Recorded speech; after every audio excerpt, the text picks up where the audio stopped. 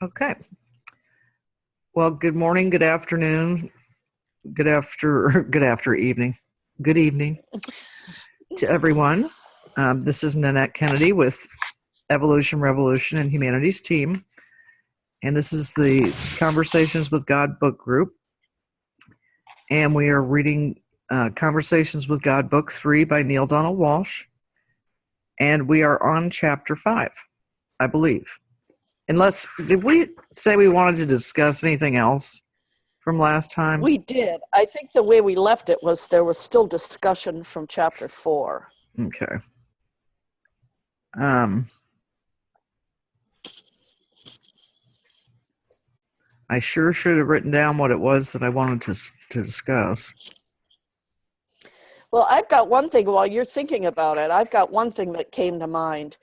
In chapter 4, he talks about, we can be in multiple places at once and with or without our bodies. And, when I was younger, and for years, I had this sense of insomnia. And then the other night, I had this sense of insomnia where I was really quite sure I was awake all night. And then when I talked to my husband about it in the morning, he said, no, every time I was up or aware of you, you were sound asleep. And what I realized is that that's quite possibly one of those times that Neale was talking about, or that God was talking about, where I was actually sound asleep in the bed. And another version of me was awake and having a sense of being awake in the bed, because my head was really in a very specific place, like dealing with a very specific thing, which is unusual for me. And that was part of what I couldn't quite figure out, why I couldn't get to sleep, why I couldn't quiet my mind. It was because I was asleep and my mind was quiet in one place. And then I was off doing this other thing at the same time. It gave me, had we not read that chapter recently, I don't think I would have had the same experience of that, of those moments as I did. It was really quite insightful for me. I think that's really cool, and you just made me think of something and I want to say dozing because I wasn't really totally asleep. And I was living with this friend of mine, and we were actually moving away. He was moving away across the country, and I was moving out of this condo that he owned, and I had been journaling about this experience because we'd been really good friends for a couple of years, and I was in an empty room. I mean, because almost everything had been moved out, and I had a pillow behind me, and I was sitting on the floor. And I just got kind of drowsy. So I shut my eyes, and I had this feeling of not being in the room, but being in the completely furnished condo. And I was walking around in this dozing that I was doing, looking at all these things that we had collected over the couple of years. And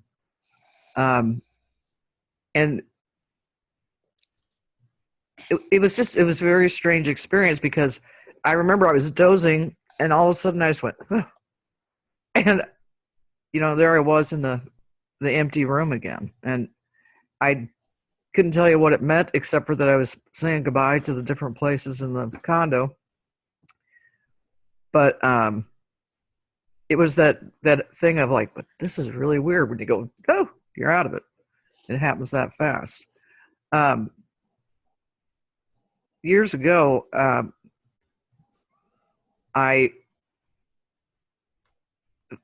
it took a long time to do this, but I concentrated on not being in a deep sleep, just being in a light sleep, and flew out my window, and everybody's had flying dreams. And it didn't last very long because I did that thing where I said, well, this is way cool. Boom, back in bed. But, and I think that's part of when, you need to just be experiencing it and not be up here. Because as soon as you become a bystander that's got an opinion of it, then it's all over.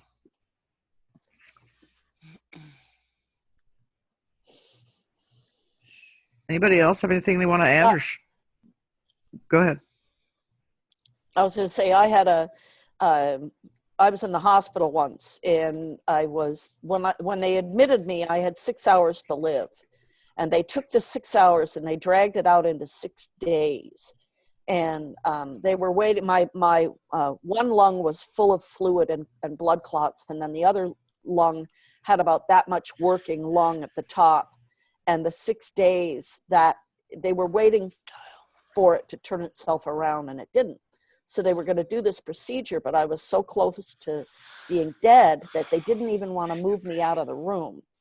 So they did the procedure. They turned my room into a little surgery thing.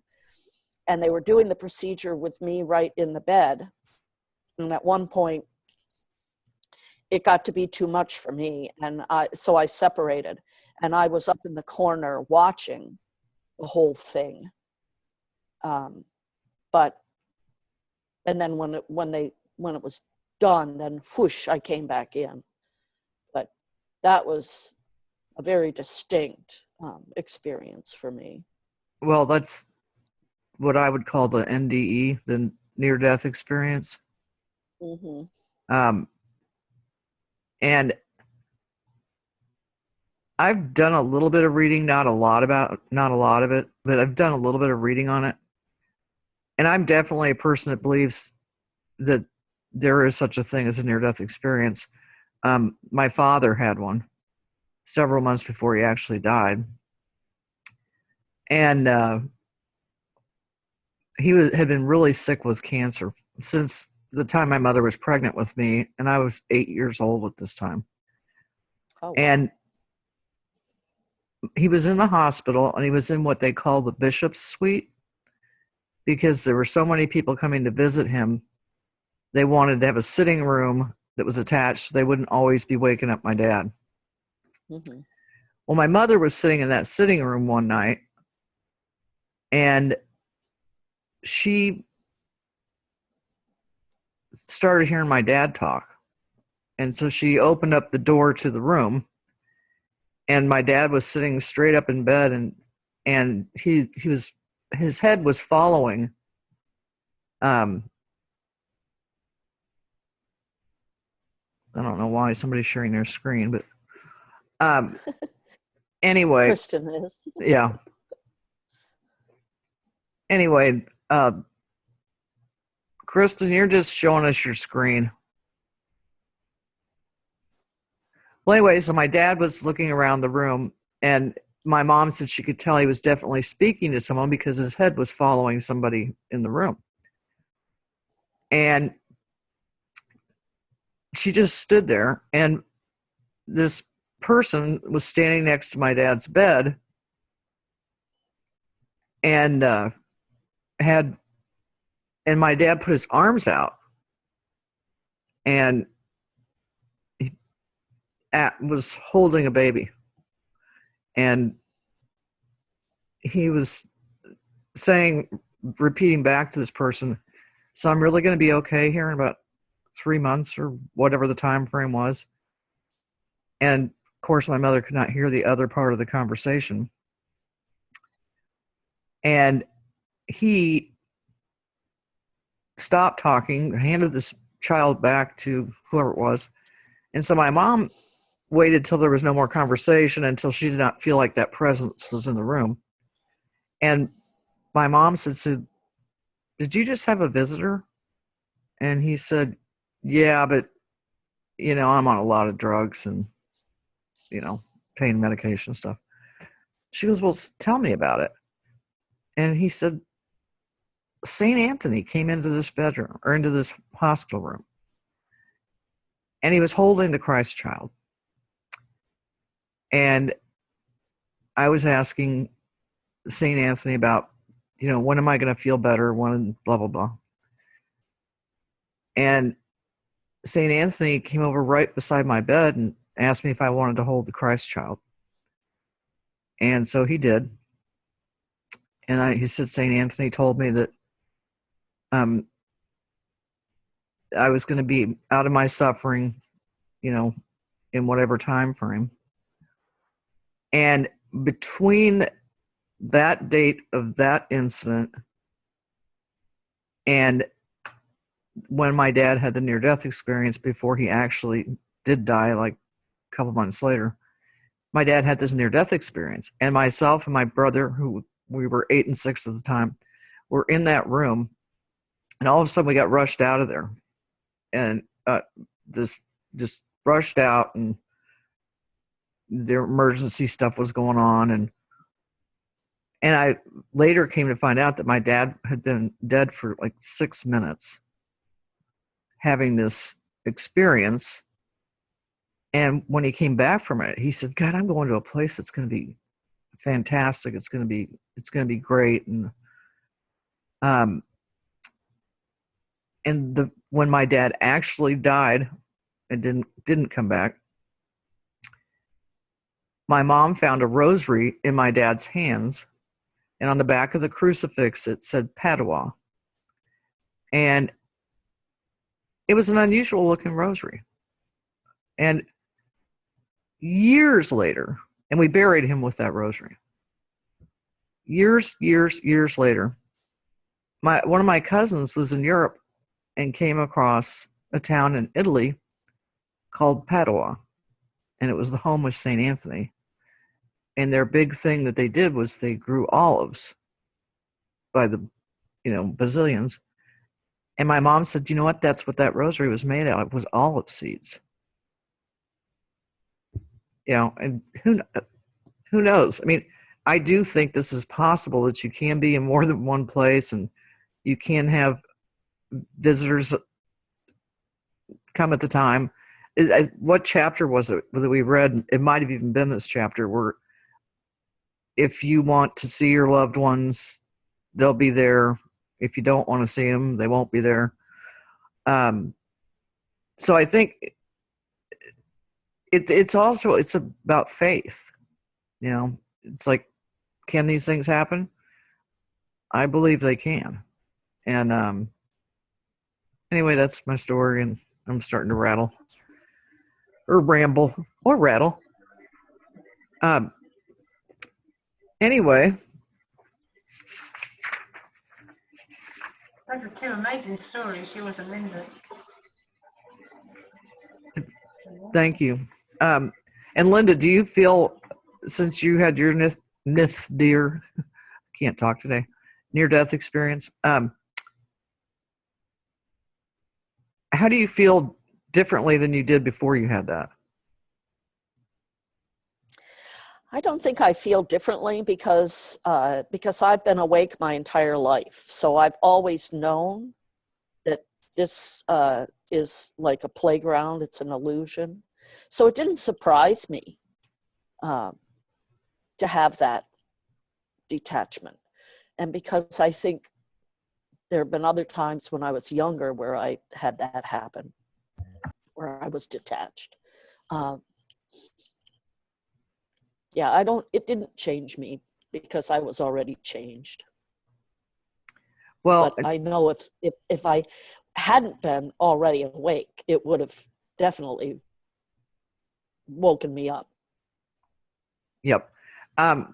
Well, and I didn't know till I was, 10 or 12 years old, that my parents had taken me to a party, and they didn't. My mom used to be scared to death of water, and there was going to be a pool there. And my dad was saying, "Don't worry about it. Everybody will be keeping an eye on everybody." And I was only 2, and I walked right into the pool and wasn't noticed and had to be resuscitated. I have no memory of that. Absolutely no memory. But my mom thought it was, well, I'm sure any mom would think that's a miracle. that, you know, I was okay. But I've always wondered, you know, if just for curiosity's sake, if I could be hypnotized into remembering what that was like, you know, because anyway, let's see here. I think we should go ahead and start reading chapter 5, All right. unless anybody's got anything else. Ready? Okay, Linda. All right. Chapter 5 of Conversations with God, Book 3. This is Neil. I remember a prayer I was taught as a child. Lord, I am not worthy that thou shouldest enter under my roof, yet say but the word, and my soul shall be healed. You have said these words, and I feel healed. I no longer feel unworthy. You have a way of making me feel worthy. If I could give one gift to all human beings, that would be it. You have given them that gift with this dialogue. I'd like to keep on giving it when this conversation is over. This conversation will never be over. Well, then when this trilogy is complete, there will be ways for you to do that. For that, I am very happy, because this is the gift my soul yearns to give. All of us have a gift to give. I'd like this to be mine. Go then and give it. Seek to make everyone whose life you touch feel worthy. Give everyone a sense of their own worthiness as a person, a sense of the true wonder of who they are. Give this gift, and you will heal the world. I humbly ask your help. You will always have it. We are friends. Meanwhile, I'm loving this dialogue, and I'd like to ask a question about something you said before. Okay, I'm here.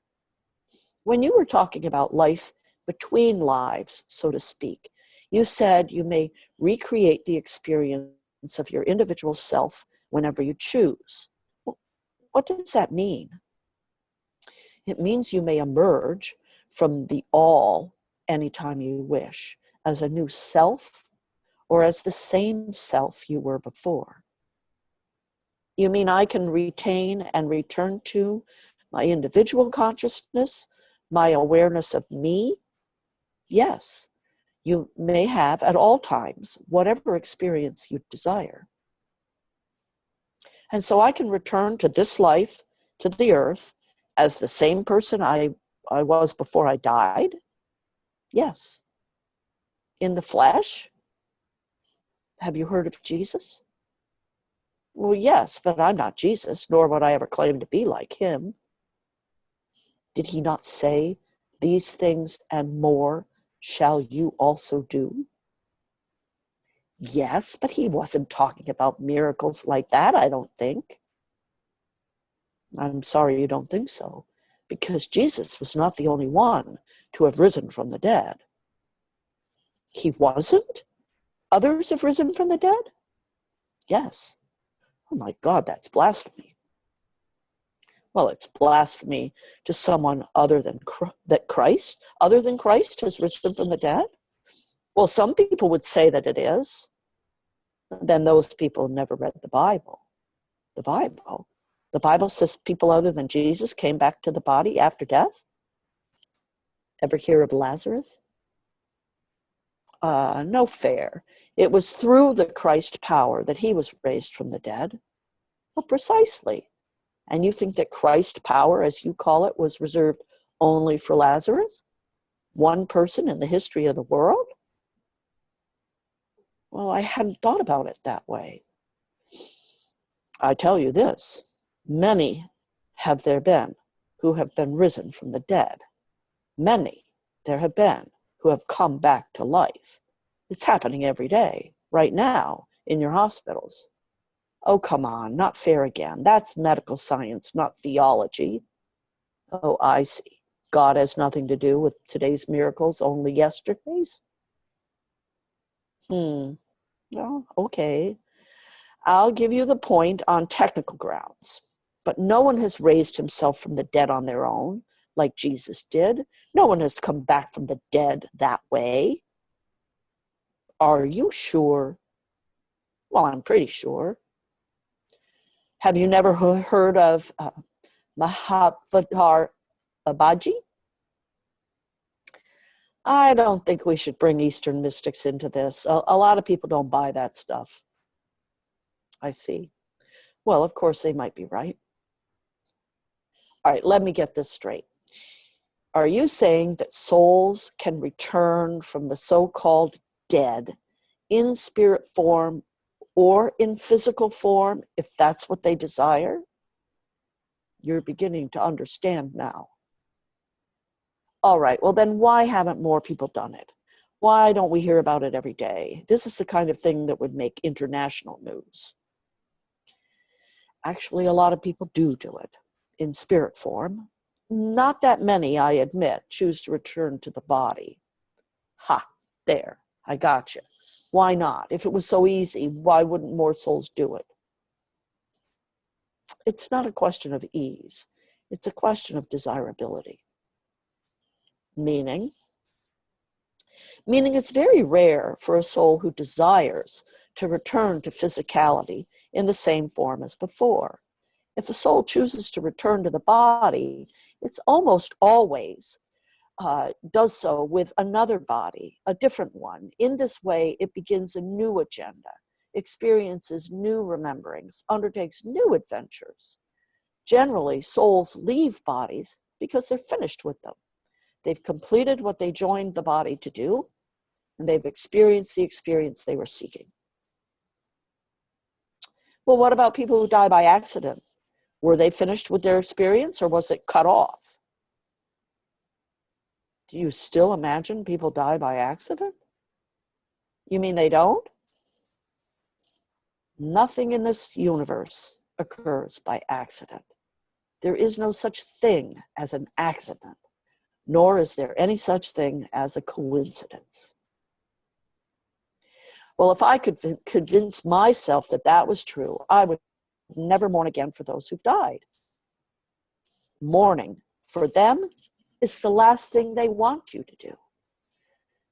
If you were where they were, and if you knew where they were, and that they were there by their own higher choice, you would celebrate their departure. If you experienced what you call the afterlife for one moment, having come to it with your grandest thought about yourself and God, you would smile the biggest smile at their funeral and let joy fill your heart. But we cry at funerals for our loss. It's our sadness in knowing that we'll never see them again, never hug or hold them, or touch them, or be with someone we loved. And that crying is a good thing. That honors your love and your beloved. Yet even this mourning would be short if you knew what grand realities and wondrous experiences await the joyful soul leaving the body. What is it like in the afterlife, really? Tell me all of it. Well, there are some things which cannot be revealed, not because I do not choose to, but because in your present condition, at your present level of understanding, you would be unable to conceive of what is being told to you. Still, there is much more can be said. As we discussed earlier, you may do one of three things in what you call the afterlife, just as in the life you are now experiencing. You may submit to the creations of your uncontrolled thoughts. You may create your experience consciously out of choice, or you may experience the collective consciousness of all that is. This last experience is called reunification, or rejoining the one. Should you take the first path, most of you will not do so for very long, unlike the way you behave on earth. This is because in the moment you don't like what you are experiencing, you will choose to create a new and more pleasant reality, which you will do simply by stopping your negative thoughts. Because of this, you will never experience the hell which you are so afraid unless you choose to. Even in that case, you will be happy in that you will be getting what you want. More people than you know are happy being miserable. So you will keep experiencing it until you don't choose to anymore. For most of you, the moment you even begin to experience it, you will move away from it and create something new. You can eliminate the hell in your life on earth exactly the same way. Should you take the second path and consciously create your experience, you will no doubt experience going straight to heaven, because this is what anyone who is freely choosing and who believes in heaven would create. If you do not believe in heaven, you will experience whatever you wish to experience. And the moment you understand that, your wishes will get better and better. And then you will believe in heaven. Should you take the third path and submit to the creations of the collective consciousness, you will move very quickly into total acceptance, total peace, total joy, total awareness, and total love. For that is the consciousness of the collective. Then you will become one with the oneness, and there will be nothing else except that which you are, which is all there ever was, until you decide that there should be something else. This is nirvana, the one with the oneness experience that many of you have had very briefly in meditation, and it is an indescribable ecstasy.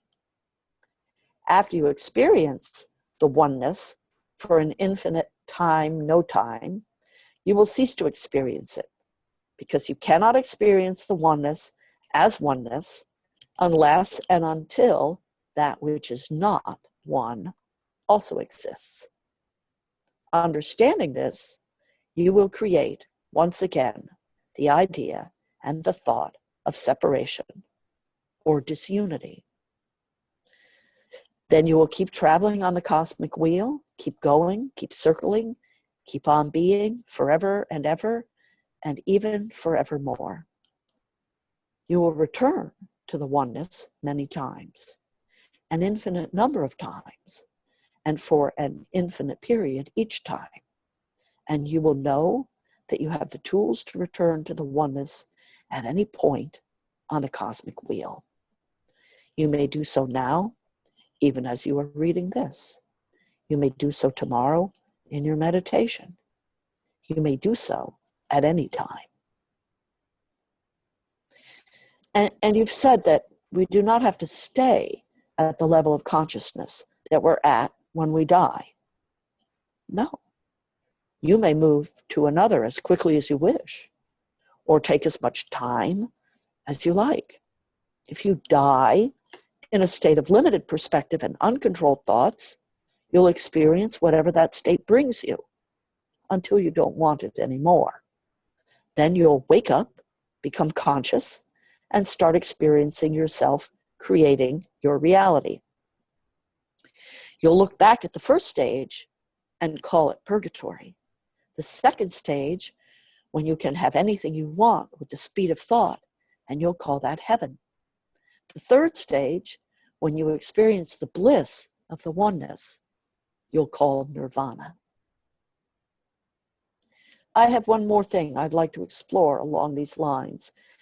It's not about after death, but it is about experiences outside of the body. Can you explain those to me? What's happening there? The essence of who you are has simply left the physical body. This can happen during normal dreaming, during meditation, and frequently in a sublime form while the body is in deep sleep. During such an excursion, your soul can be anywhere it wishes. Frequently, the person reporting such an experience has no after memory of having made volitional decisions about this. They may experience as just something that happened to me. However, nothing which involves an activity of the soul is non-volitional. How can we be shown things? How can things be revealed to us during one of these experiences if all we are doing is creating as we go along? It seems to me that the only way things can be revealed to us would be if those things existed separate from us, not as part of our own creation. I need some help with this. Nothing exists separate from you, and everything is your own creation. Even your apparent lack of understanding is your own creation. It is literally a figment of your imagination. You imagine that you do not know the answer to this question, and so you do not. Yet as soon as you imagine that you do, you do. You allow yourself to do this sort of imagining so that the process can go on. The process, life, the eternal process.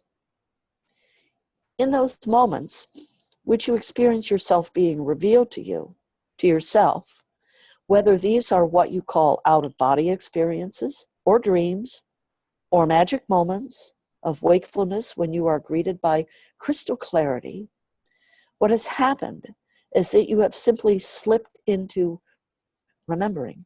You are remembering what you have already created. And these rememberings can be very powerful. They can produce a personal epiphany.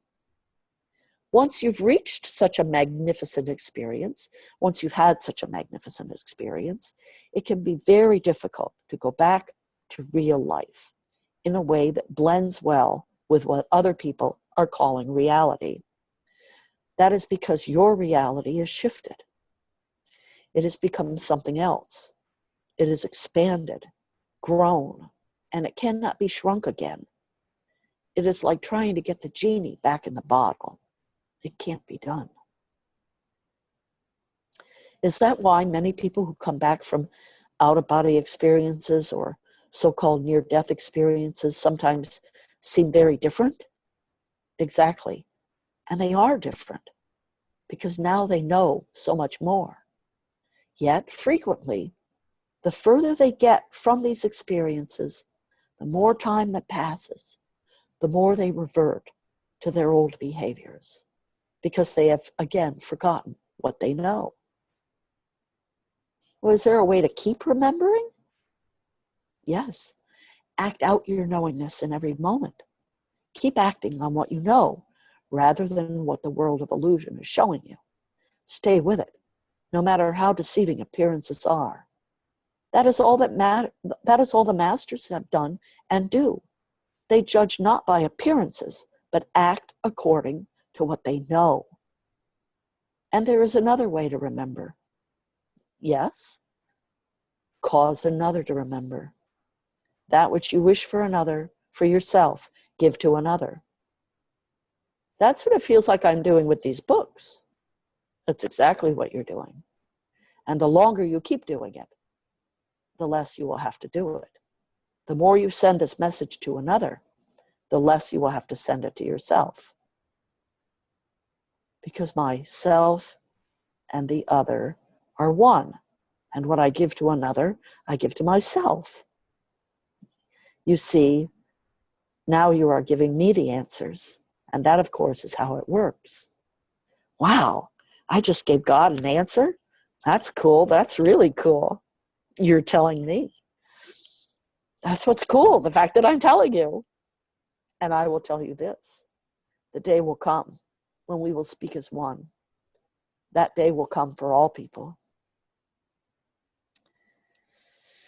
Well, if that day is going to come for me, I'd like to make sure I understand exactly what it is you're saying. So I'd like to go back to something else just one more time.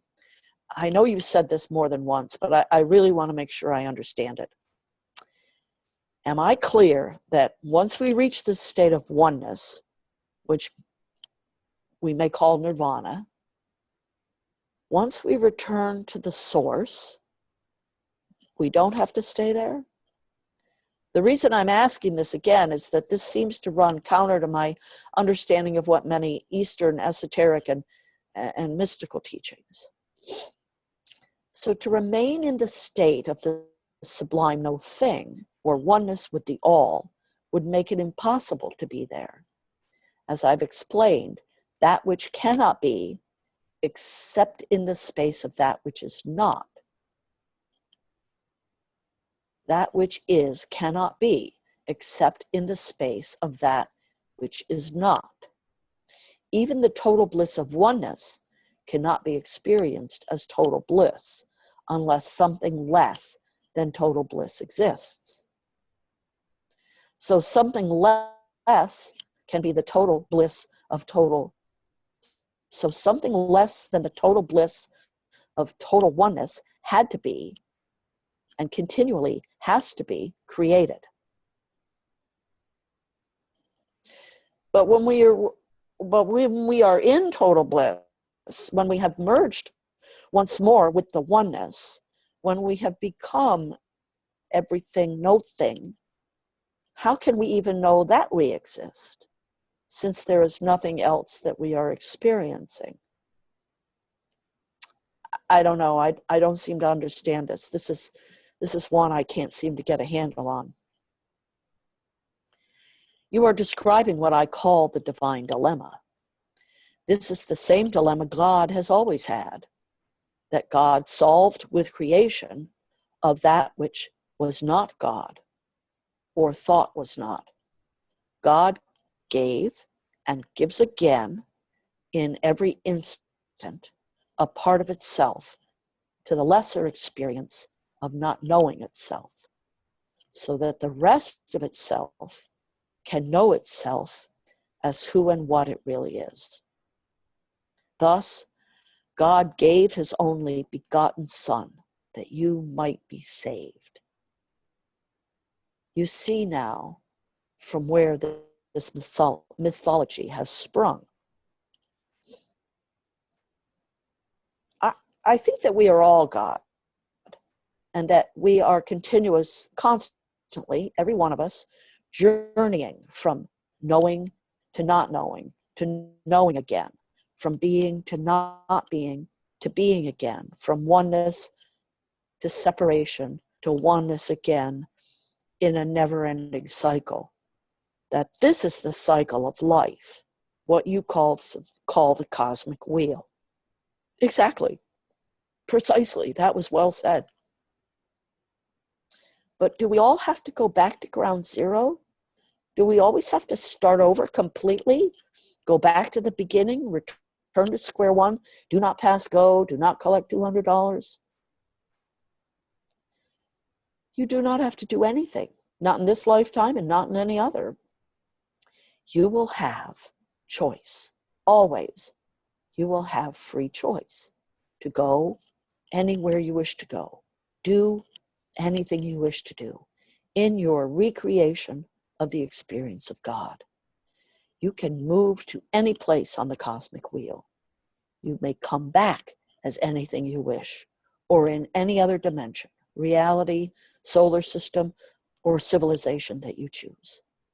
Some of those who have reached the place of total union with the divine have even chosen to come back as enlightened masters. And yes, some were enlightened masters when they left, and then they chose to come back as themselves. You must surely be aware of reports of gurus and masters who have returned to your world over and over again, manifesting in repeated appearances throughout the decades and centuries. You have one entire religion based on such a report. It's called the Church of Jesus Christ of the Latter-day Saints, and it's based on the report of Joseph Smith that the being calling himself Jesus returned to earth many centuries after his apparently final departure, this time appearing in the United States. So you may return at any point on the cosmic wheel to which it pleases you to return. Still, even that could be depressing. Don't we ever get to rest? Don't we ever get to just just like stay in nirvana to remain there? Are we doomed to forever this coming and going? This now you see it, now you don't treadmill? Are we on an eternal journey to nowhere? Yes. That's the greatest truth. There is nowhere to go. There is nothing to do, and no one you have to be except exactly who you're being right now. The truth is that there is no journey. You are right now what you are attempting to be. You are right now where you are attempting to go. It is the master who knows this, and thus ends the struggle. And then does the master seek to assist you in ending your struggle, even as you will seek to end the struggle of others when you reach your mastery. Yet this process, this cosmic wheel, is not a depressing treadmill. It's a glorious and continual reaffirmation of the utter magnificence of God and all life. And there is nothing depressing about that at all. Still, it seems depressing to me. Let me see if I can change your mind. Do you like sex? I love it. Most people do, except those with really weird ideas about it. So what if I told you that beginning tomorrow, you could have sex with every single person for whom you felt attraction and love? Would that make you happy? Would this have to be against their will? Oh no, I would arrange it so that everyone you wish to celebrate the human experience of love with in this way also wishes to do it with you. They would feel great attraction and love for you. Wow, hey, okay. There's just one condition. You have to stop between each one. You can't just go from one to the other without interruption. You're telling me. So, in order to experience the ecstasy of this kind of physical union, you have to also experience not being united sexually with someone, if only for a little while. Oh, I think I see where you're going. Yes, even the ecstasy would not be ecstasy were there not a time when there was no ecstasy. This is as true with spiritual ecstasy as it is with the physical.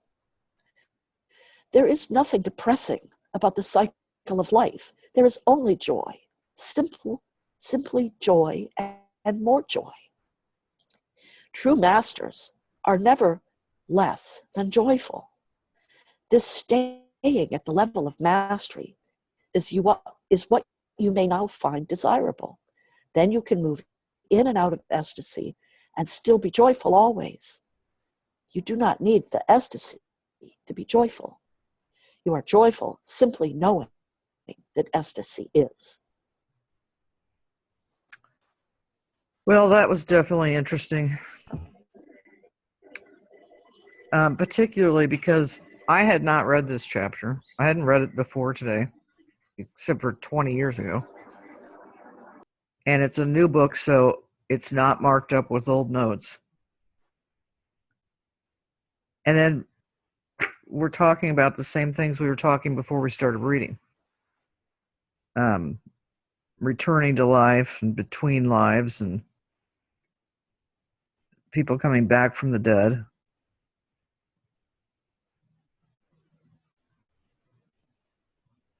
And as usual, Linda, you did a great job reading this. Thank you. And does anybody have anything they want to say? Do we want to start the discussion or question? Or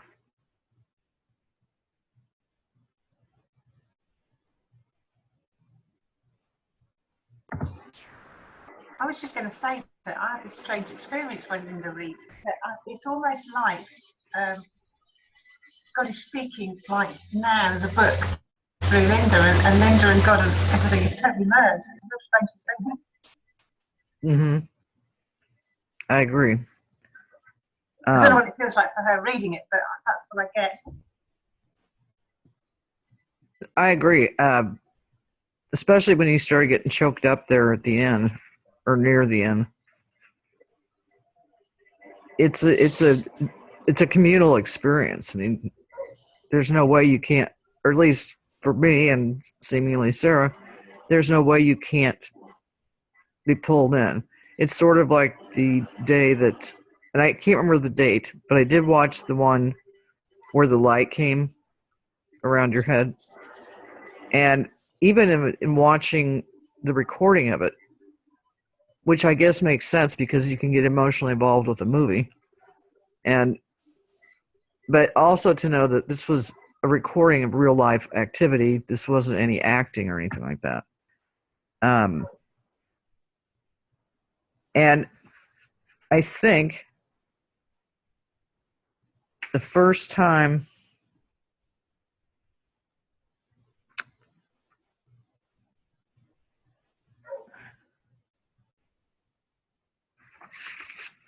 I had a question about something.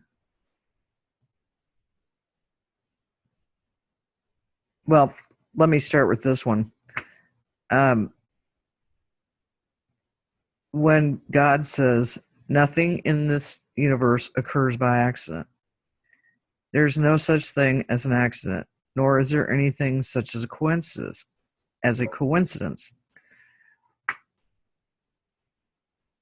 I remember reading very similar thought from the guy that did The Way of the Peaceful Warrior. I can't think of his name right now. But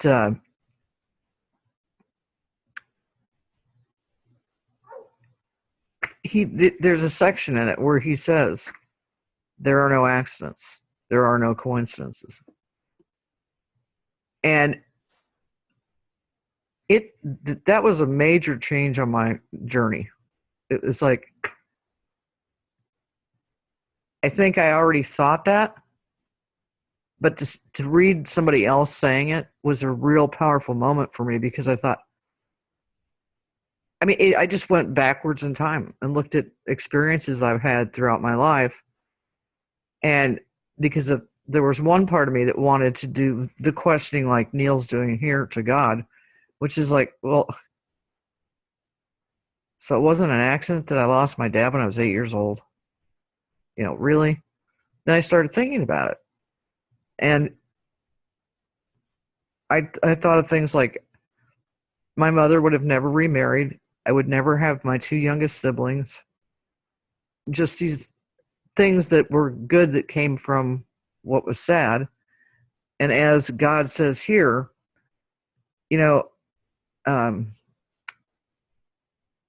when Neil says, well, we all cry at funerals for our losses, and God says, that is a good crying. I mean, nothing,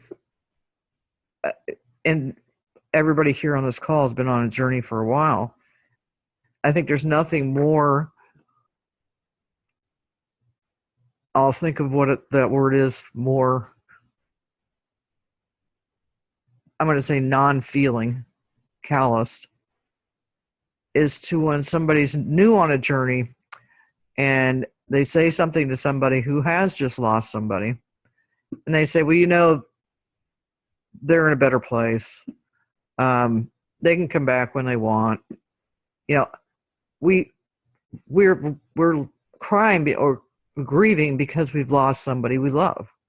And if you don't do that, you can end up, I believe you can end up going absolutely insane.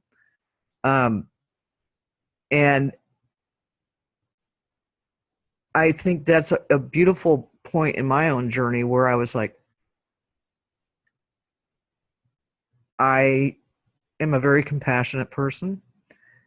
And that whole business about there are no accidents really resonated with me. And yes, I did post that, Linda. Finally, I just don't know which one it is now. So. I think it's the February 26th call. Okay. See, and what's interesting for me in this chapter is that that's information that I've always had. And so I've always been this strange person that quite often doesn't cry when things happen, because I know that they're not, like in the case of people dying, because I know that although they've changed form, they're not gone. They're still accessible to me. I can't hold them physically. I can't see them physically. But so I've always been one of these people that people have, just really thought was weird. I've always understood the perfection in the moment. And it's only been the last few years that I could even talk about that or show that side of myself without being judged by people as being very strange, very cold. I won't even go into things I've been called. But it's a beautiful understanding when you can live it, that that there's a perfection in every moment. And it really, this chapter in many ways really applies to what we're going through politically right now.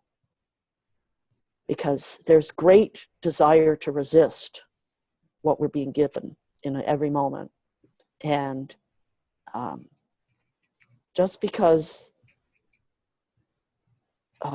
it's in the moment and it's perfect doesn't mean that it isn't a harbinger for change. And I think that's the gift in the political world, is that it's just leading us somewhere. So instead of getting bogged down in the details of it, to just remember that there is no accident, there is no coincidence to this. And so that gives it great meaning and power for each of us to then respond from our hearts to whatever it is. I completely agree. Go ahead. I would just like to ask you, Linda, I hope you don't mind me asking, in what way are your loved ones who have passed accessible to you? Is it through your thoughts or?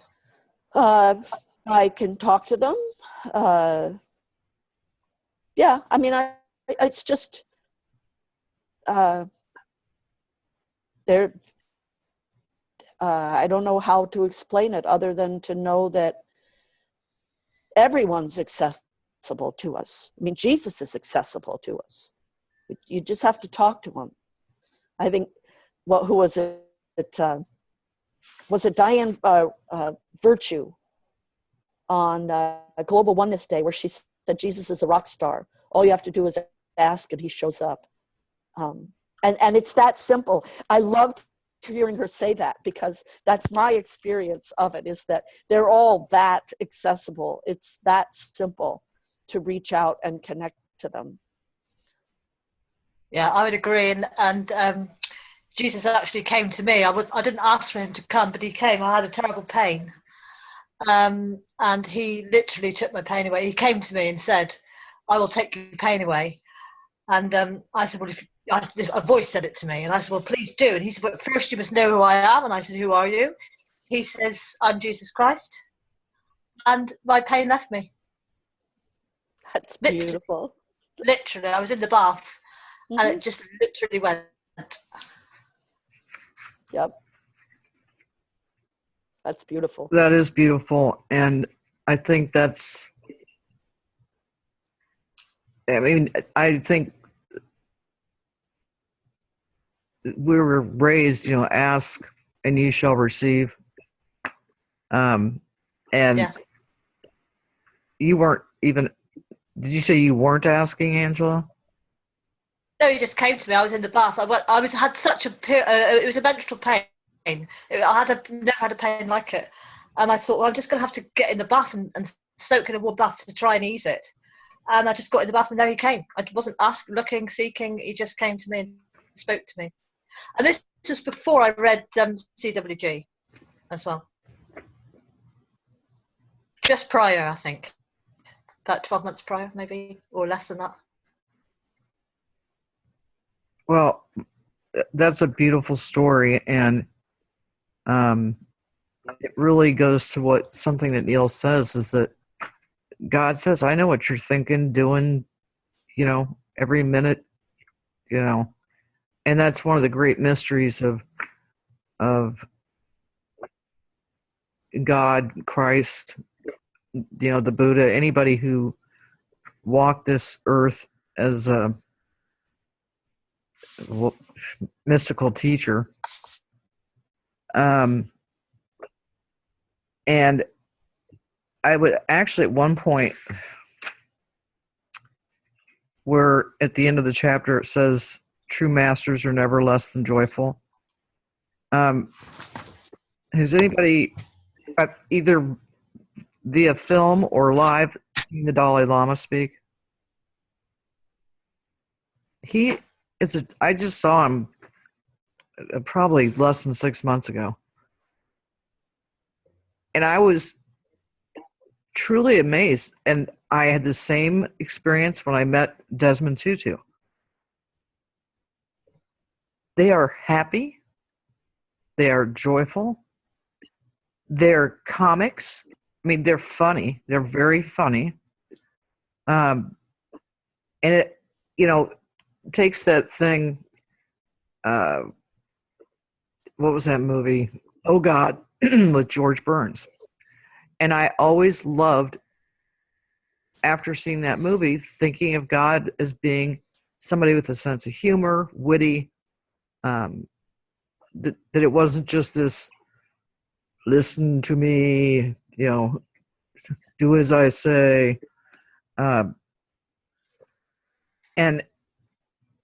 I think this whole thing, and Angela, to your experience, it's like when, and I know it wasn't having sex, but I thought it was a really good analogy when God says, you would seek, or you would cease to experience the ecstasy if you don't have periods of time when you're not in ecstasy. And that explained a lot to me of when he was saying the no thing and the some thing, and because I was getting a little bit confused, and then thank goodness Neil comes in and says, I'm having a hard time getting a handle on this. And God says, you're describing what I call the divine dilemma. This is the same dilemma God has always had, and that God solved with the creation of that which was not God, or thought it was not. God gave and gives again in every instant a part of itself to the lesser experience of not knowing itself, so that the rest of itself can know itself as who and what it really is. Thus, God gave his only begotten Son that you might be saved. You see now from where this mythology has sprung. And prior to God and Neil going on, I was thinking about if it's always sunny time, always sunny, beautiful, perfect temperature, you're going to begin to not appreciate that if you don't have the rainy days. And I think you also miss out of appreciating the rainy days if you don't see what others may seem as like, oh God, it's raining, how whatever. But that's the path of life, is that to me, is that when you're walking on your path and you're doing pretty good job on your path, but doesn't mean from time to time we don't step off the path. But that shows us, I think it says the same thing that God's saying here. As you are more awake, you're going to be very much aware of once you've gotten off the path. Over.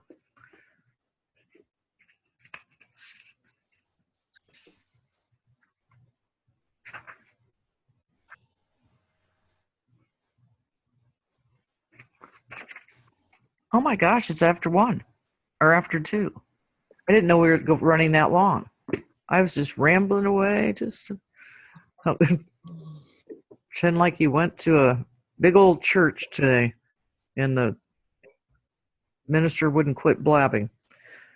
I was like, I want to get out of here.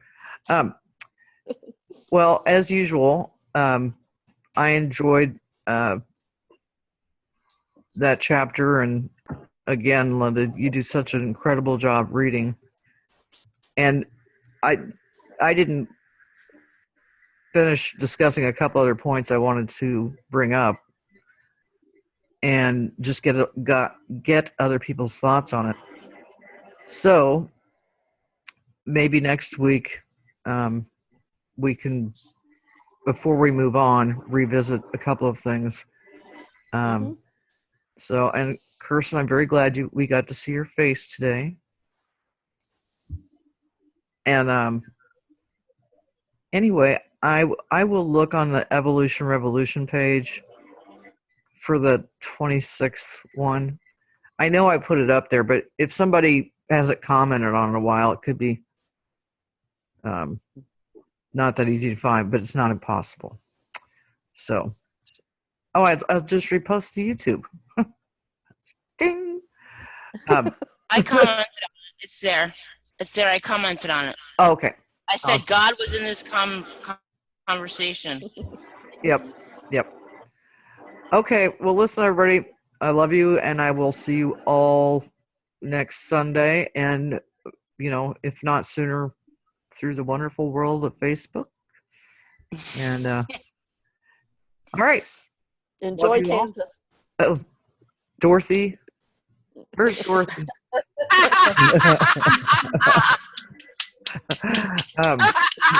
Really? We're not.